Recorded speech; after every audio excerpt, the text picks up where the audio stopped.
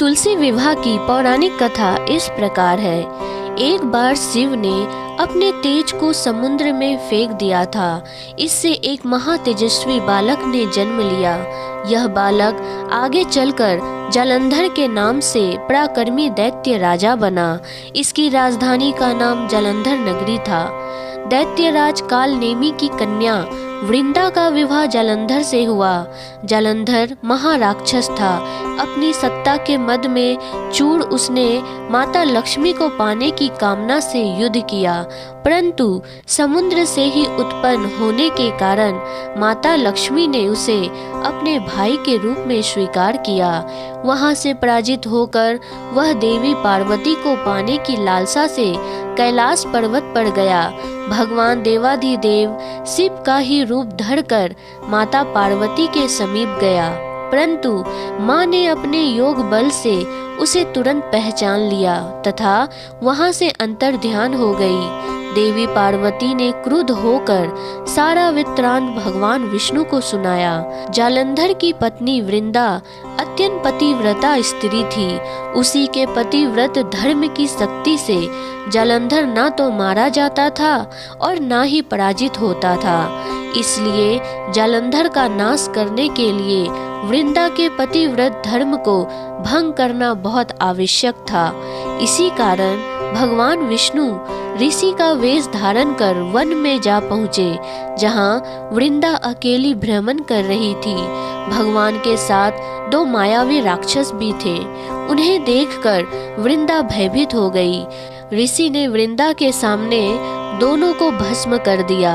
उनकी शक्ति को देखकर वृंदा ने कैलाश पर्वत पर महादेव के साथ युद्ध कर रहे अपने पति जालंधर के बारे में पूछा। ऋषि ने अपने माया जाल से दो वानर प्रकट किए। एक वानर के हाथ में जालंधर का सिर था और दूसरे हाथ में धर। अपने पति की यह दशा देखकर वृंदा मूर्छित होकर गिर पड़ी। होश में आने पर उन्होंने ऋषि रूपी भगवान से विनती की कि वह उसके पति को जीवित करे। भगवान ने अपनी माया से पुनः जालंधर का सिर धड़ से जोड़ दिया, परंतु स्वयं भी वह उसी शरीर में प्रवेश कर गए। वृंदा को इस छल का तनिक भी आभास न हुआ। जालंधर बने भगवान के साथ वृंदा पतिव्रता का व्यवहार करने लगी, जिससे उसका सतीत्व भंग हो गया। ऐसा होते ही वृंदा का पति जालंधर युद्ध में हार गया। इस सारी लीला का जब वृंदा को पता चला तो उसने क्रुद्ध होकर भगवान विष्णु को हृदयहीन शिला होने का श्राप दे दिया। अपने भक्त के श्राप को भगवान विष्णु ने स्वीकार किया और शालिग्राम पत्थर बन गए। सृष्टि के पालनकर्ता के पत्थर बन जाने से ब्रह्मांड में असंतुलन की स्थिति हो गई। यह देखकर सभी देवी देवताओं ने वृंदा से प्रार्थना की कि वह भगवान विष्णु को श्राप मुक्त कर दे। वृंदा ने भगवान विष्णु को श्राप मुक्त कर स्वयं आत्मदाह कर दिया। जहाँ वृंदा भस्म हुई वहाँ तुलसी का पौधा उगा। भगवान विष्णु ने वृंदा से कहा, हे वृंदा, तुम अपने सतीत्व के कारण मुझे लक्ष्मी से भी अधिक प्रिय हो गई हो। अब तुम तुलसी के रूप में सदा मेरे साथ रहोगी।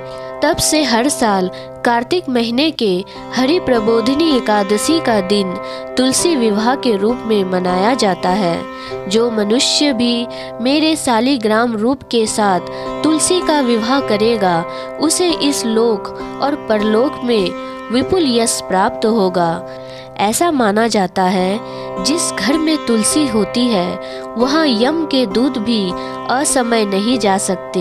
मृत्यु के समय जिसके प्राण मंजरी रहित तुलसी और गंगा जल मुख में रखकर निकल जाते हैं, वह पापों से मुक्त होकर वैकुंठ धाम को प्राप्त होता है। राधे राधे।